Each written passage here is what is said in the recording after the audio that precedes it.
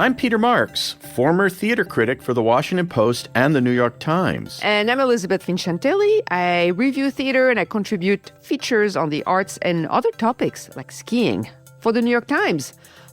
We're here with another episode of Marks and Vincentelli, where the theater clock never stops. Indeed.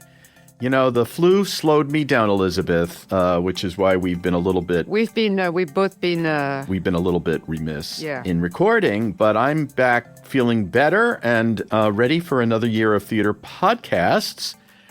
You've been busy, Elizabeth? You know, usually this time of year it's a little bit slower and you get to catch your breath. Well, I caught up with some shows that I had missed, and then I got a head cold and stayed home and watched TV.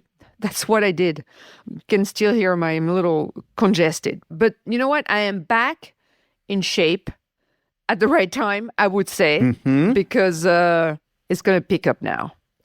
Usually January is pretty quiet, but now we have several festivals. We have Exponential, which is just kooky, fringy stuff. It's all in Brooklyn. And we have Prototype, which is opera and theater and music. But really, the big daddy in January is Under the Radar, which is celebrating its 21st season. Amazing. And for your elucidation today, we have the festival's founder and director, Mark Russell, with us. He's here to talk about this unique international event, at least in my mind, unique, with more than 30 productions this year. I think it's their largest ever. Some of them running until January 25th and beyond. Some are actually settling in for runs. And he'll talk about how he's kept this festival going through some very rough patches, and also how he curates the work and what the festival this year looks like. Yeah, so Mark is going to give us a bit of a history of the festival and how it started, which was when he was working at PS 122, the great experimental institution in the East Village in Manhattan. But the festival has really grown. This year it's in 24 spaces around the city, mostly in Manhattan, but there's some in the Bronx and Brooklyn, which is great. But also venues that are you might not expect at Under the Radar, but they're there. The Lincoln Center, Park Avenue Armory. Of course, you know, the usual like Skirball and Joe's Pub. And the public actually is back in the fold. We're going to talk about that too. And I think at this point, I think we can say it's the premier avant-garde and experimental theater festival in the entire country. Yeah. Nothing comes close. There's not much competition. It's remarkable how few festivals of this magnitude there are in this country, because Elizabeth and I both are well-versed in how things run in other countries that are very, very different. And it's both lamentable that there aren't more, but joyful that we have Under the Radar. Let's accentuate the positive here and welcome Mark to the podcast. Hey, Mark, it's lovely to have you on. Congratulations on yet another year of UTR. So for the audience and listeners who may not be totally well-versed in Under the Radar, tell us a little bit about the origin story of this amazing festival. Okay. I mean, first of all, it's just great to be here with you guys. Same. To my favorite critics and writers about theater, this is, I'm really touched that you'd reach out and I get to be part of this. Gosh, Under the Radar. It started actually back in like 2003. I was Right. I used to go to this place called the University of Texas. They thought I had, since my name was in the paper, that I might have money. But they came and it somehow through the lunch, we discovered that they had about $250,000 that they were going to get the next year. And so we decided we'll do a festival down in Austin. Texas, of all places. Texas. And it was I had a great lineup. It had, Richard Maxwell and the Big Art Group and Ann Carlson and all sorts of folks, also some international folks. All the universes were there. And so we did this festival. We ended up calling it Fresh Terrain, which is a terrible name. And there's a story behind that too, which is that I went in and I was supposed to meet with the head critic of Austin, and I said, and we just got the name, Under the Radar. And he goes, oh, that's such a terribly cliche name. I just like, woof. And so we had to name it something else. It was Fresh Terrain. The person that worked on that festival that helped me produce it was Tommy Kriegsman, who had been an intern of mine. Fast forward, people come to that festival, they like what they saw, and they invited us to do it as part of Arts Presenters in January of 2005. And the Duke Foundation and the Mellon Foundation put money in to have this conference. But instead of a conference, I decided to make it a festival. I was going to take their money and make it a festival. Because when you go to conferences, all you see are these panels where people are talking about how good their theaters are. And I find it really boring. So the breakout sessions were actual performances. And that was the first time we saw a bit of GATS was running, and wow, that long ago. The Foundry Theater had something. It was a really great lineup. But basically, people go see a show and then have lunch and talk to each other, and then go see another show and then have lunch. You know? So wait, I want to interrupt just for a second. So were you still at PS 122? I was at a place called PS 122. Right. So you were still the artistic director at PS 122, which is now Performance Space New York, which is, I will say it, is one of the dumbest name changes I've ever seen in my theater going year. You don't have to comment on that. I'm just saying it. Yeah. But PS 122 has such a strong identity. Okay, fine. Yeah. Okay, so you were there, and it was just really this amazing center for... No, in between there, doing it in Austin, and I lost my job at PS 122.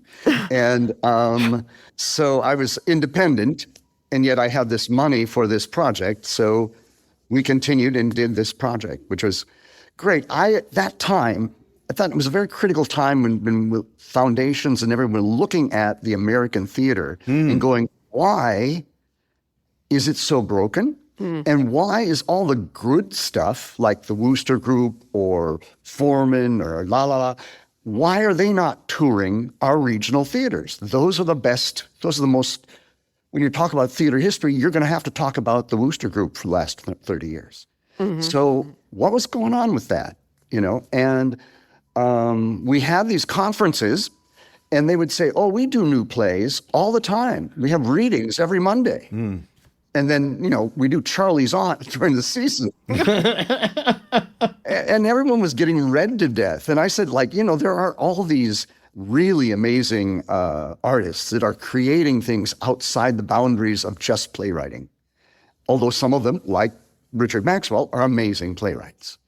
So I wanted to, and that was sort of also a very, a wave of Young Jean Lee, Thomas Bradshaw, Richard Maxwell, so many others that were coming up, and they were coming through PS 122 for some of it. And that was a generation that we exposed. That's how the festival's really about bringing that generation to its attention. And I think from the very beginning, too, you had a very strong international components. It's not just having companies like the Wooster Group or people like Richard Maxwell or Foreman like tour America, but it's also bringing other company, and it's easy to forget that now, but this is also like peak when we could see a lot of that, you know, the 90s, we could see a lot of international, like BAM at Lincoln Center Festival, a lot of places were bringing. Also, this was during Bush years. And there were artists that would not come to Bush's America. And, but the other thing, one reason I did this was I wanted to create a situation where you go, oh, this downtown, Richard Maxwell is the same as Tim Etchells from Force Entertainment, that these are equal. And so that lifted the American artists, and some of the international artists were discovered there as well. There was a whole group called Cassis that no longer exists, I think, but they played a 10 o'clock show in the morning at one of my festivals, symposiums, and had like 20 offers by the end of the day.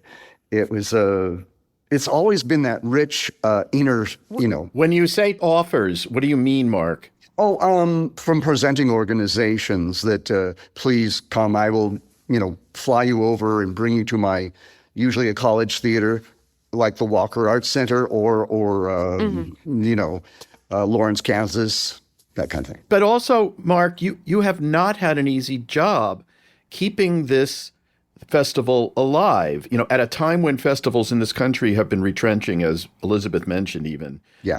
Look at a place like the Kennedy Center. God, if I say those dirty words now. But you even, the public theater, which sponsored you for many years. 17 years. In 2023, basically pulled the plug. Yeah. And you looked like you were not even going to be able to continue for a bit. There was a huge outcry from the theater community and beyond. Yeah. And now it's flourishing all over the city. Yeah. I mean, I still I wish I was still working with the public. I like the check and I like their audience and I like those theaters. It was really a charmed life, and it was great to be there for 17 years with Oscar and working, because we really were of some of the same intent of what the public theater should be. But it's turned out to be a great boon to Under the Radar itself. It needed something else to happen, and this was it. Interesting. And so we run into this obstruction, or someone's asking us to stop, and we're like, no, boom. And so I raised the alarm, and a lot of people came in with some money, and there were already some things I had raised money for I was going to lose that money and have to non-invite those people. So we kept going. And amazing. I was pretty shocked when they announced it or let me go. And there were a bunch of friends that got together at like the Bowery Bar, lobby, and said, Mark, what do you want to do? Like Jay Wegman, the people from Prototype, Vallejo Gantner from at that time PS 122, said, we're here. What do you want to do? Can we be of help? And at one point, Tommy Kriegsman said, Mark, if you want this to happen, we will help you make it happen. Which was I had to set up a whole LLC and also some other stuff. Well, what's interesting to me now this year, particularly, so now it's been, a few years since you severed the official ties with the public. So the thing that's really striking to me this year in particular, so this year, I think it's the biggest Under the Radar ever. There's 31 production, although, 30 because unfortunately, at least one was canceled because of visa issues, 12 Last Songs. Yeah. But we can go back to that. But what's interesting to me is that there was the idea that Under the Radar was quote unquote downtown theater. Yeah.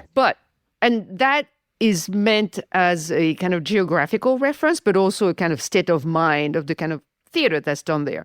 But in this case, this year, I think it's really a lot wider than that. Well, first of all, it's all over Manhattan, and there's one place in the Bronx. Yeah. And one in Brooklyn, I think. Queens. But not just Manhattan. There's institutions that I don't think had been involved before. Like, I don't think Lincoln Center had been involved before. The Park Avenue Armory, they're presenting a work in progress by Tina Satter. Yeah.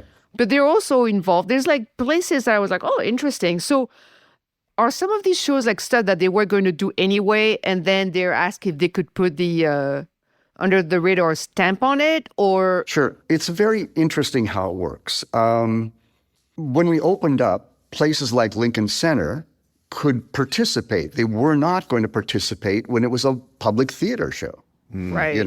Same thing with the Armory. They don't need, the public theater is a very big beast, and you don't want to be subsides by that. And so that opened up a lot of things. And I've always considered this downtown to be a state of mind. So I can see downtown work up in the Bronx. I've seen it up in the Bronx. I've seen it all over the place, So this was now, we're talking to each of these venues, hopefully far enough in advance, to say, hey, we have a show that we would like to produce. What do you think of this show? Or if you have another better idea, let's talk to you about that. And so between that, we're sort of deciding what is under the radar each year, fresh, from all these different perspectives. I have like 24 different curators we're working with, and that's really exciting. I should be like Henry Kissinger because the diplomacy is insane. Well, maybe not Kissinger, but But here's my question, Mark: is it getting harder, even if this is broadening in the context of a New York event that's taking in more of the boroughs? This whole notion of curating a theater that is not commercial, that is avant-garde, that is on the cutting edge in this country, feels to me like not a growth industry. It feels like we're not, when I go to other countries, they hunger for this kind of material, and it's included in their repertory. Yeah. Here, it's so marginalized, and you're like the prophet out in the desert, trying to bring these things to public attention. Is that a fair sense of the American psyche, where the cultural center of this country is, and how far out we are?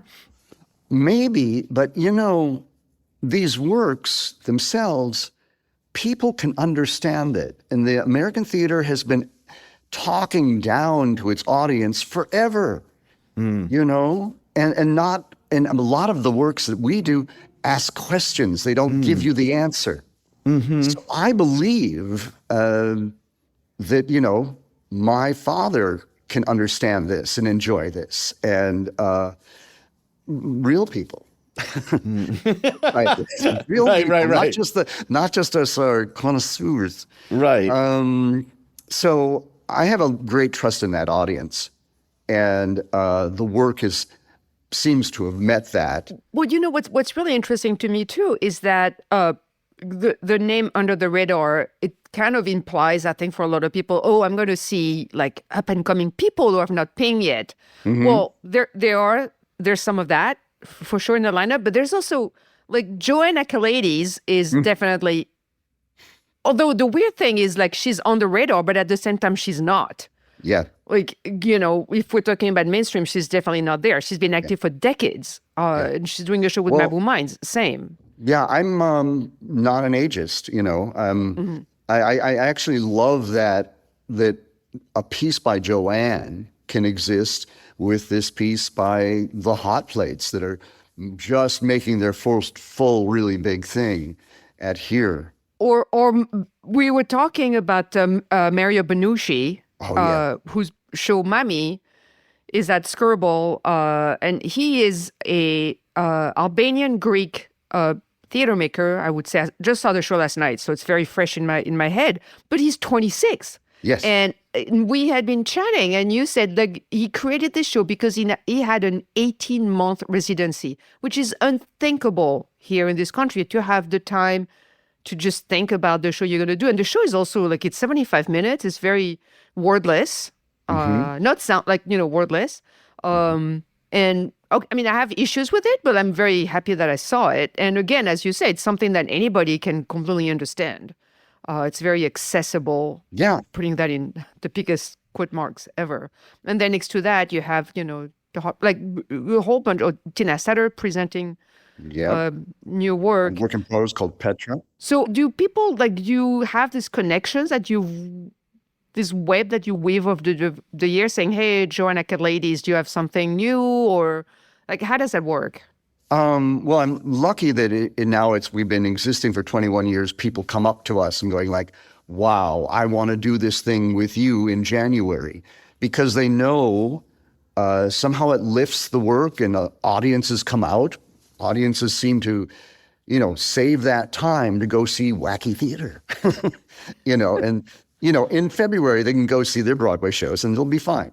But this has always been a low time during the season because everyone is rehearsing if you're producing theaters. So I had it pretty much open, and I could get critics and I could get audience members, and it's been a kind of a sweet ride in that way. It hit a real sweet spot. Mark, I'm going to be moderating a panel of Polish theater makers at UTR. They're coming. There's a delegation being brought by the Center for International Theater Development, CITD, which is a great organization. I know you know well. Yeah. You travel widely. I know you've lived in Europe. You communicate with this vast ecosystem of theater people in other countries. Where does the United States, is it considered still a cachet to perform in this country? Are we considered kind of just another stop in an international network? How valuable it is to these foreign theater makers to come here?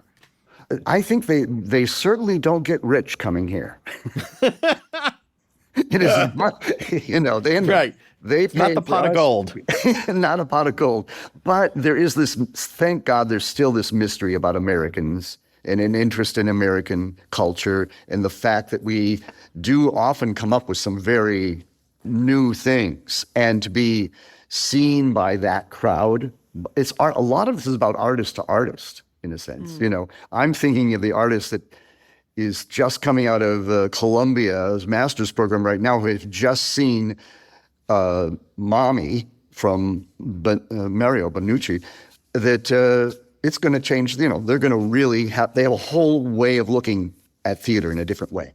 Yeah, that's a huge issue, I think, of American directors and actors and other creators not being able to see, because like movies, you can stream anything from all over the world. Yeah. But theater, like how are you exposed? I feel like we've missed like at least 2 generations of European directors who have not come here. Yeah. Like we had the Ostermeyers and all those guys and Van Hove, and then there were like 2 or 3 more generations in Europe that we have not seen, because that corresponded with the moment when there was this kind of like slow down and festivals disappearing, and some of it's trickling in, but you really have to. I think you must have been at PS 122. Is that one of my favorite shows ever?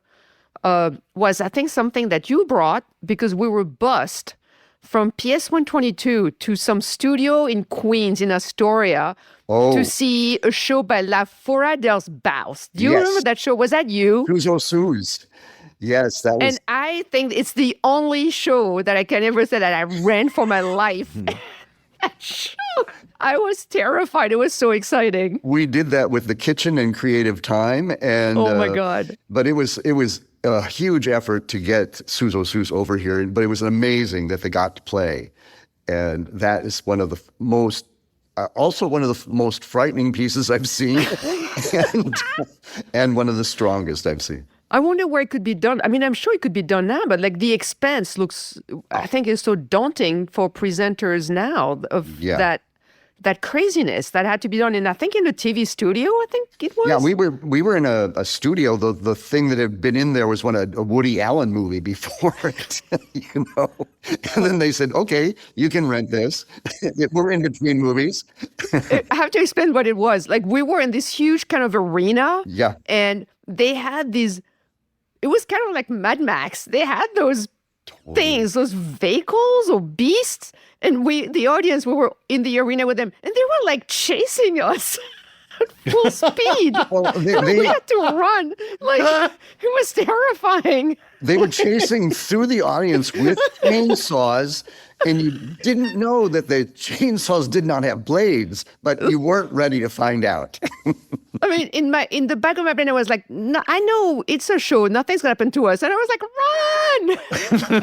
run! But you know what? You're reminding me, too, in the 90s, when I was reviewing for The Times as the second critic, my hangout was PS 122 in one of those spaces.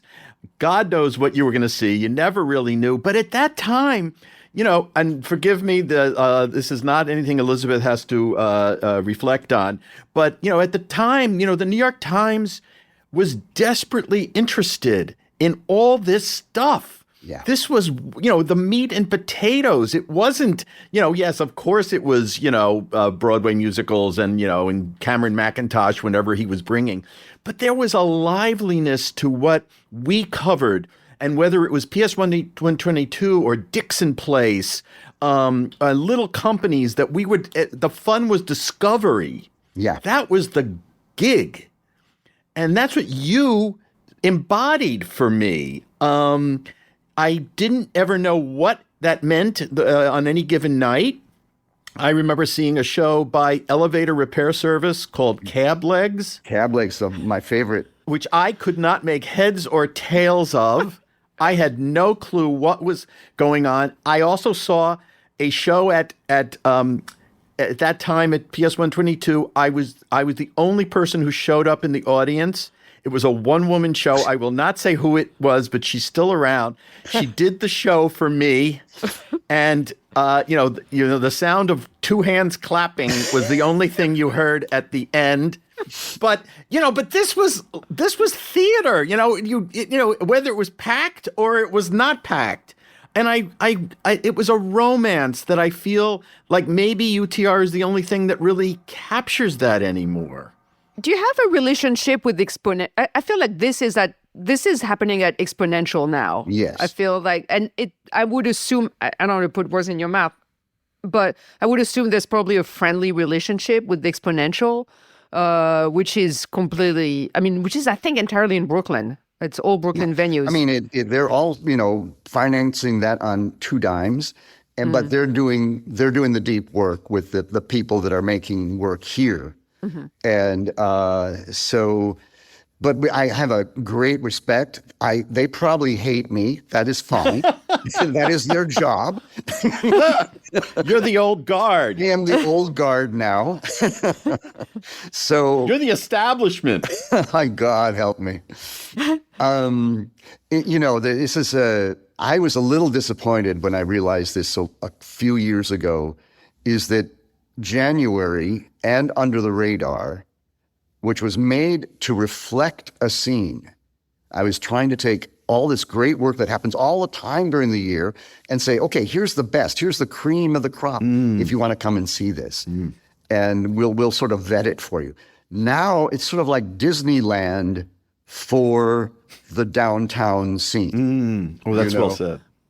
And it sucks because it kind of begins to roll off by February, March, Yeah. Right. And I think that's still there. I think we can still get it back as a city, but it would take some investment. It would take some love, I just want to, earlier you said that in the 90s, there were some companies and some theater makers who didn't want to come to the US because it was the Bush years. Have you felt something similar now? People who are like, I will not visit this country? I was really worried about that. And we get also a lot of international visitors, and I was worried they would not. But I think they know that this is a very bifurcated, dysfunctional country right now, and they are coming, and no one has said, no, I'm not coming. We have been very worried about people that could get deported in some way or not make it in. But we haven't run into any problems except for this show that we've had to cancel, which is called 12 Last Songs by a company out of England called Quarantine. And they've been active for a long time. And they make this piece with 30 working people from a city. And then during a 12-hour showing, it's only one show, all those people are doing things that they do. But yet Quarantine has directed it and shaped it so that it's a full performance. It's interesting you mention working people because that seems to be high on our artistic agenda. The Hunter College is going to be doing a huge convocation on working class people and the theater and how the voices of working artists communicate with them. It's happening fairly soon. January 26th. January 26th. And we also have a Democratic Socialist mayor whose mother is a renowned filmmaker. Yeah. And I wonder if this does not bode well for, as you say, this city embracing in a different way, perhaps even financially, efforts like Under the Radar. And I don't know if you're feeling optimistic about that. Some days I can get pretty low. Some days it's really hard to get out of bed because we are really in a challenge for next year. We've had we've had some really great gifts from people but I don't know how this is the new thing, is I have to reinvent that money every year. It's the wonderful thing about running a not-for-profit. And the wonderful thing about the public theaters, I didn't have to raise money. Right. I would, but I didn't have to. And I wasn't worried about my salary. So now I'm getting paid less and doing more work. It's fun. What does it cost to run a festival like this? You know, at its cheapest is about $1,200,500. Wow. It's money. And that would be the right way to run it. And that's about our budget this year. That always comes up when we talk about American theater. When you talk with European companies, it just doesn't come up, or not as much, in very different ways. I really think most Americans in general, and even people in theater, really do not realize what is going on in Europe, and the access and the price of tickets, for instance, even in the commercial. Like my family in Paris, they went to see Nathalie Dessay Gypsy, and my sister was like, "Oh my God, it was so expensive." They bought like the top tickets. It was like 70 euros, which is still, I think, under like around $100 or something like that. And that was the most expensive ones, and they were horrified. I was like, "Wow, okay, that's nice." I remember when I first went back in like in the 80s, I went over to my first visit to Amsterdam, and I walked into a theater office, and I was going, "Wow, it's so quiet," because no one was writing grants. Right. Yeah. If you went to an American thing, there would be like 20 people there typing away, and here, they do a proposal, but it's usually one every 5 years. Okay, actually, I have a question about that, because like now this is getting a little away from Under the Radar, but I think it also speaks to your experience as a staff person and also dealing with institutions. Yeah. One of the things that really concerns me is, and that's actually something that also happens in academia, and I think theater is following academia in that respect, is we have this kind of bloating bureaucracy of people writing grants and the literary departments. Like, you have all these people on staff. Yeah. And there's quite a lot of them, and I don't begrudge them their jobs at all. Of course, it's great. But the problem is that the ones who don't have full-time jobs or health insurance are the artists. And that seems to be a very American thing, where we have, and some in academia, where you have basically adjuncts kind of carrying the whole crazy things when you have like 26 deans doing I'm not sure what. And I feel like we have the same thing, and I don't know how to deal with this. Because it's this vicious circle of like, of course, you need a grant. So you need people to write the grant application. And then you get all these manuscripts. So you need people to read them. Like, I don't know how we get out of that what seems to me like a vicious circle. Like, is it possible to get out from those kind of fixed costs seem to be exploding. And they're not serving a huge part of the population that's involved in the industry, that is the artists. Yeah, it's really hard to think that some of these staffs are bloated, for God's sakes. They need that. I know. Well, I would say it's all very relative. And if you go over to German theater or something, they have like 300 people. And that includes the people that are running the canteen that feeds them every day. And amazing thing. I interviewed Thomas Ostermeyer once, and he kind of mentioned that they had like a staff Pilates instructor or something like that. And I almost fell off my chair. I'm sure they do. Which is fantastic. But we are a Puritan nation, essentially. Yeah. A nation that does not recognize the gratification that one gets from the arts is anything but sinful. Yes. And in Europe, it's built into constitutions. There are ministries, there are arts ministries, there are cultural ministers. It's just a different mindset. And we will, I dare say, and I saw, we're on a Zoom-like thing here. I saw Mark shaking his head and we were all shaking our head. It's not going to change. This is a forever issue, which is why I'm, though, very encouraged by Mamdani Yes. being the mayor of New York. Mamdani is getting involved in promoting artistic endeavors and theater in New York. What's your response to this initiative of his? I was wondering where he was going to land. I mean, there's so many things to fix in this city right now and usually in liberal organizations, we would really get moved to the back. We used to do better under Republicans because they needed to send some fish, to New York. Right. But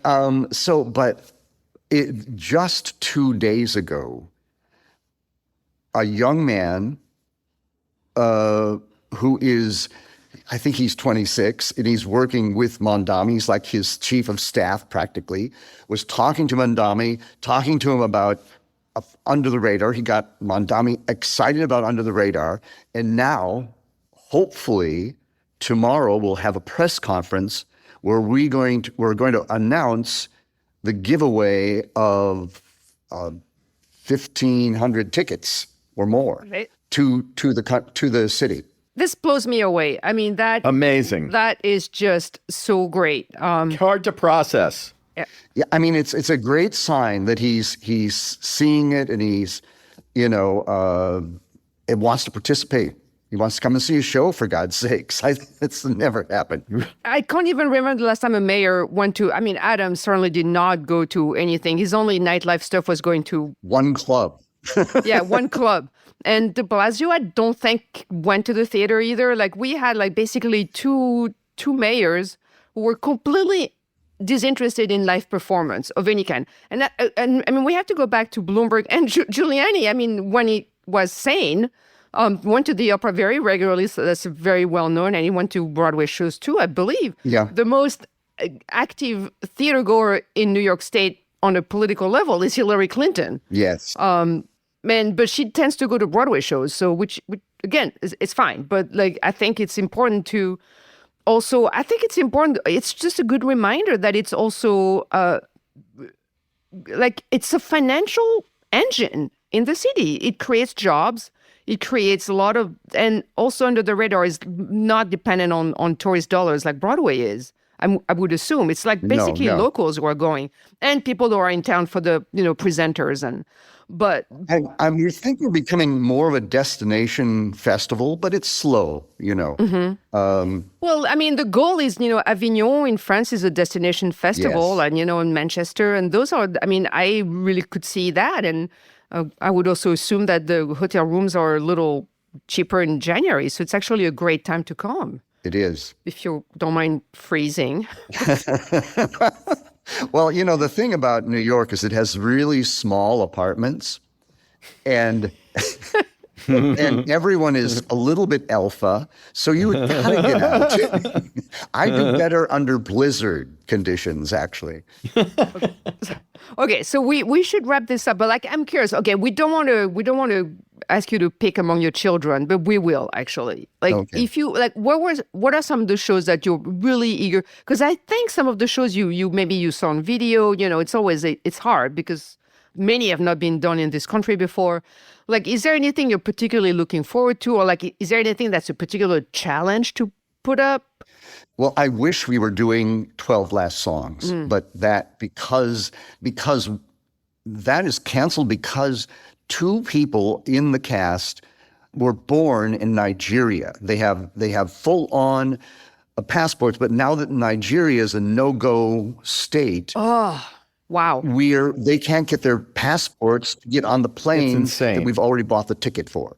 So insane. It's ridiculous. It's always been a challenge of visas in the U.S., but this is just ridiculous. And what's happened is our friend has just gutted all the people that know where the paper goes.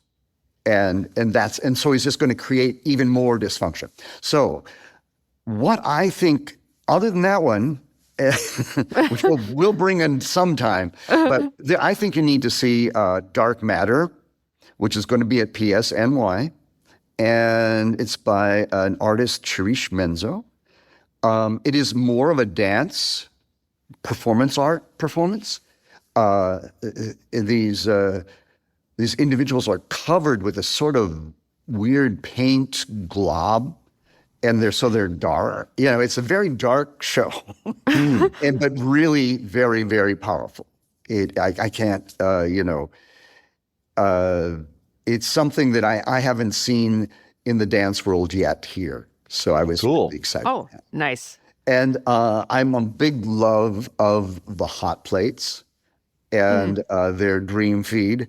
And I'm really looking forward to them. I don't know if you know this artist, Justin Hicks, but he's played for everybody. He's done music for everybody. What's interesting is I noticed that Kenita Miller Hicks is in the Hot Plate as well, and she's a Broadway star. She's a Broadway star. She was nominated for a Tony, and when I saw her pop up, and I was like, "Oh, that's interesting." I really like people who are crossing these boundaries, and actually, that's one of the things that I like best about New York is you have these people who are on Broadway 1 second, and then the next they're at here, in Soho, or a podcast favorite, Elizabeth Marvel. Is back at La Mama, and I don't know what's going on with her right now. Like she's on like super pills because she's doing a good ton of shows. How many things, and it's really exciting to see that. And many places you can walk from one to the other pretty easy, pretty quickly. So there's one that's way out in Brooklyn at Brooklyn College, which is amazing theater spaces, and that's reconstructing. And it's the team and Rachel Chapkin directed it. Very cool. And it's an amazing sort of look at the South and look at us. And the team was one of the groups that was in the early under the radars that came out. Yeah, there was I remember seeing, I think, Rooseveltvis, something like that. It was I called think Architecting. I think was there was one where they did a mashup of Theodore Roosevelt and Elvis. Did you see that one? I think you're right. But that's a natural pairing. I don't know why that would be. Of course, yeah, absolutely. That's what I think. But I think Rachel Chapkin is a founding member of that group, and they were very active. And then, of course, her career took off, and I think they've slowed down the team's activities. So I was very happy when I saw the lineup to see that they were back. Yeah, but that's also a testimony to the pipeline that can exist, where you can, you have someone who's at PS 122 1 second, and the next they're on Broadway doing whatever she's doing on Broadway, which is they have to start somewhere, and they start downtown, or they start, Ars Nova, which we haven't incorporated yet into our portfolio, but they are doing such great work also, finding those young artists like Bridget Everett and bringing them to a wider audience. Well, let's let Mark run this festival, so we can. Oh gosh, do we have to? So we can all enjoy it. It's you can go to their website. It's the utrfest.org, and they can you can get tickets to stuff, and it runs through the 25th at 31 venues around the city. It's 24 venues. 24 venues, but 31 productions. Yes. Thank you. And Mark, thank you so much for joining us. We love you. Love you guys. Thank you so much. Thank you, Mark. Thanks for everything. Wow, that was fun. Yeah, that was a great overview, too. It's covering a lot of ground, because I really don't think you can separate the institutional and structural issues that theater is facing in this country with what's happening with the festival, and also with the general political climate in the country. I mean, right. It's really, you cannot, it's not a vacuum. It's not doing Mamma Mia on Broadway. I mean, which is fine, but like, it's kind of, it can operate in its own little world. And, I was thinking, Elizabeth, you and I can disagree on like the big stuff. We have our tastes. Sometimes we are totally in sync. sometimes not. Some of our text exchanges, we had a recent text exchange about a new show. Yeah. Will remain. Yeah. Well, I can't until, I'm released from the chains of Tony nominations next year. Right. But I think we do agree. We both find so much joy coming from very different worlds ourselves, but still we find a commonality of joy in what has been commonly known as downtown theater. And that is where I think both of our hearts really belong. And I will say that, I have seen some of the best shows of my life at Under Radar or similar places. And I've seen some of the worst shows of my life. Totally. Like, it's really not, like, we're not saying it's all going to be great. Right. Like, my motto is like, you have to kiss a lot of frogs. But somehow, yes, but the stakes are different. Yes. You don't go in thinking, boy, if this isn't good, I'm not going again because, I've had it with these, $250 seats. Or, you know what I mean? You don't have that. Are you kidding? It's more like $800. Like, if you, like, is this, the seats are not $800 and it's $30 and it's 45 Right. minutes. I mean, really, Right. I think you can take a leap of faith. Right.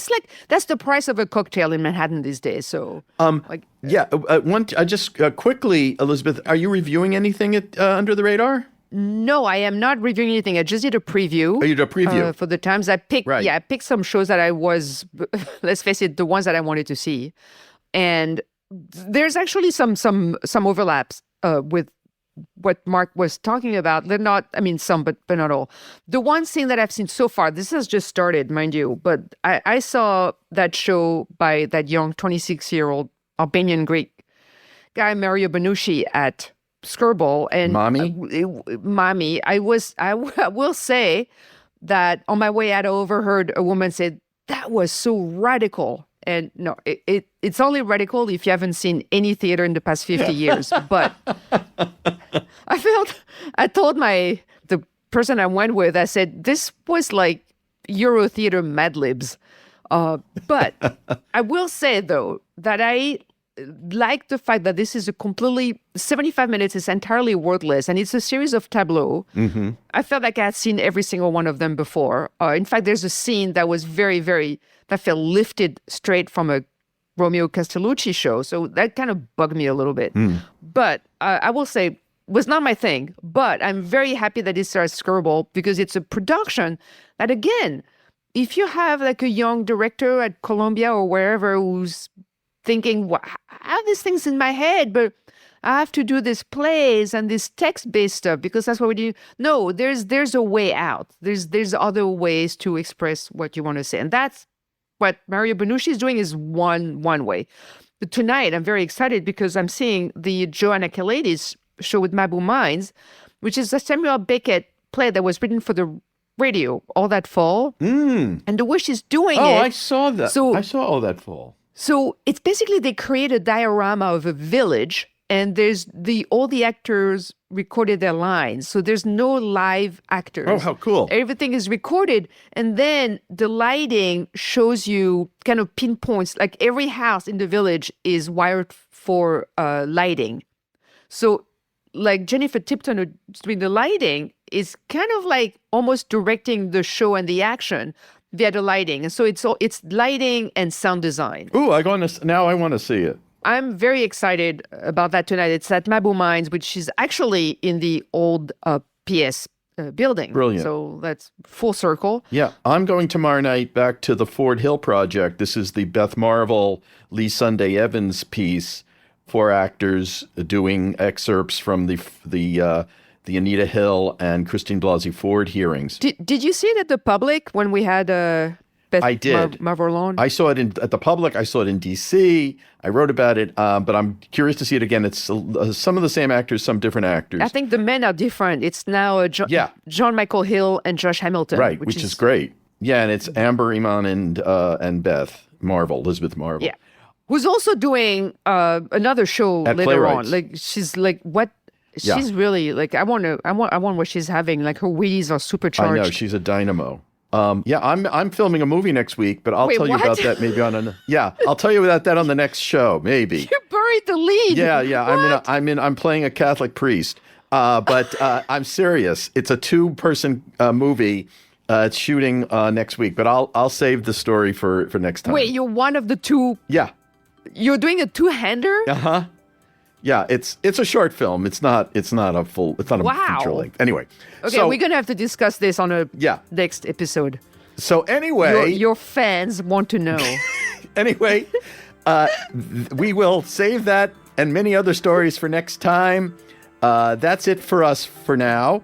We got lots more coming to you down the pipe. Oh, my God. In fact, we're recording again tomorrow with a very special guest. So very excited. Yes. So make sure you follow us on Mark Svinchentelli at .substack.com. Please become a paying subscriber. I'm begging. Because, like, that's it. I don't have it because that's kind of obvious. Listen, it's hard. I know it's hard. Trust me, my health insurance premiums doubled for 2026, and I know money's tight. So Yes. Do what you It's the can. Obamacare appeal. Yes, thank you, Marketplace. But we always do some special episodes. Usually the two of us, two-handers for the paying subscribers only. So there's that. Yeah, maybe we'll do the movie, the talk of the movie for paying customers. Yeah. Oh my God, yes, absolutely. And our Instagram account, which is managed by the fabulous Robin Sunderland, is at Marks and Vincentelli. That's our handle on Instagram. Our thanks to the brilliant Adam Gold, who engineers and produces all this. Till next time.